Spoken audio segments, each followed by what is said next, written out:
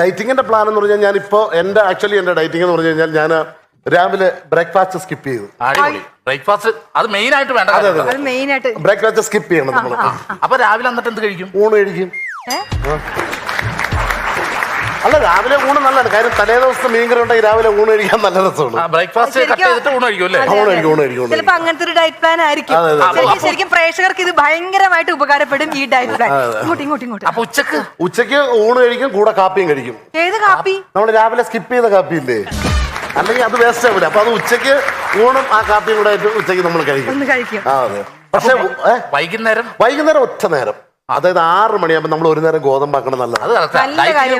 രാവിലെ ഊണ്, ഉച്ചക്ക് ഊണും കാപ്പിയും, അപ്പൊ പിന്നെ വൈകിട്ട് ഗോതമ്പ് എന്ന് പറഞ്ഞാൽ 2 ചപ്പാത്തിയെ കഴിക്കാം. വൈകിട്ട് 2 ചപ്പാത്തി. കാര്യം 2 ചപ്പാത്തിയെ നമ്മൾ കഴിക്കാം. കാര്യം 7:30 നമുക്ക് വീണ്ടും ഉണ്ണാവുള്ളതല്ലേ. കാര്യം അപ്പൊ കൂടുതൽ ചപ്പാത്തി